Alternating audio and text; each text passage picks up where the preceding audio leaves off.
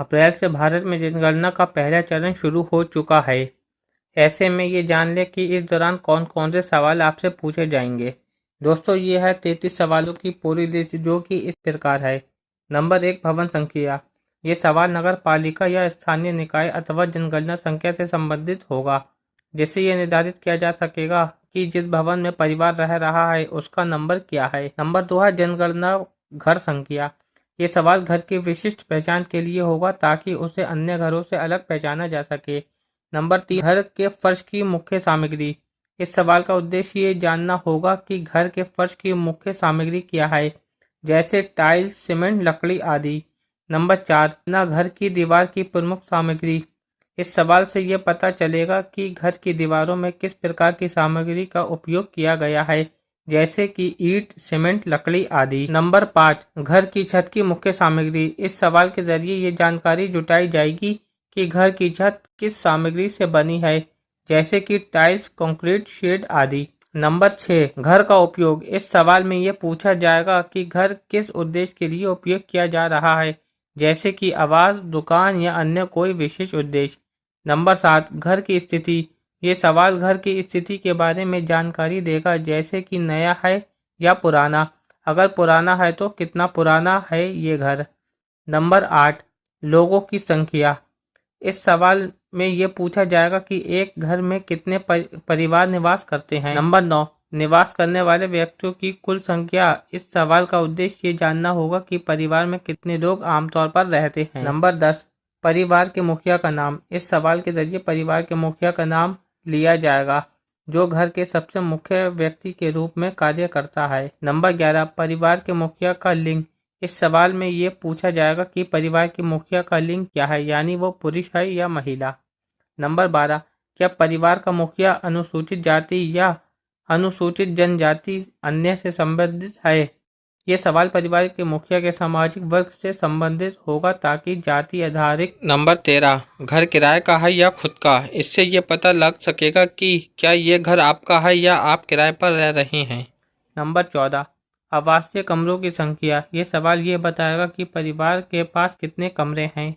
Number 15, परिवार में रहने वाले विवाहित दंपतियों की संख्या। इस सवाल में ये पूछा जाएगा कि परिवार में कितने विवाहित दंपति रहते हैं। नंबर 16, पीने का पानी का मुख्य स्रोत। इस सवाल का उद्देश्य ये जानना होगा कि परिवार के लिए पीने का पानी कहाँ से आता है, जैसे कि नल, हैंडपंप, टैंकर आदि। नंबर 17, पीने का पानी का स्रोत की उपलब्धता। ये सवाल ये निर्धारित करेगा कि पीने का पानी हमेशा उपलब्ध है या कभी कभी कमी होती है। नंबर 18, प्रकाश व्यवस्था का मुख्य स्रोत।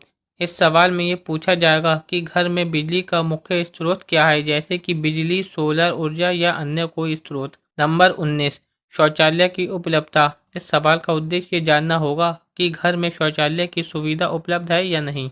नंबर 20, शौचालय का प्रकार। ये सवाल ये बताएगा कि शौचालय का प्रकार क्या है, जैसे कि फ्लैश शौचालय, पिट शौचालय या अन्य कोई प्रकार। नंबर 21, अपशिष्ट जल निकास व्यवस्था। ये सवाल ये बताएगा कि घर में अपशिष्ट जल सीवेज को किस प्रकार से निकाला जाता है, जैसे कि नाली, ड्रेनेज सिस्टम आदि। नंबर 22, स्नान सुविधा की उपलब्धता। इस सवाल में ये पूछा जाएगा कि परिवार के पास स्नान की सुविधा है या नहीं।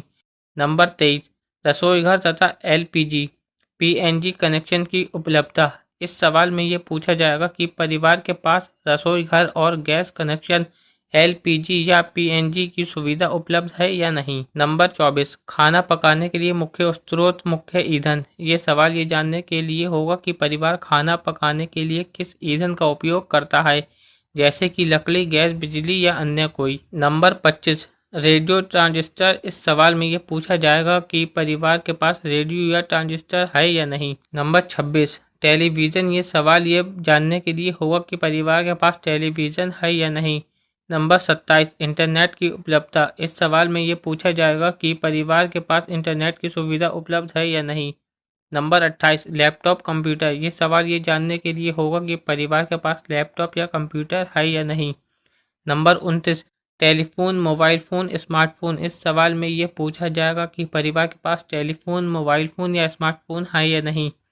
Number 30, cycle, scooter, motorcycle moped, ये सवाल बताएगा कि परिवार के पास साइकिल, स्कूटर, मोटरसाइकिल या मोपेड है या नहीं। Number 31, car, jeep, van. इन सवालों में ये पूछा जाएगा कि परिवार के पास कार, जीप या वैन है या नहीं।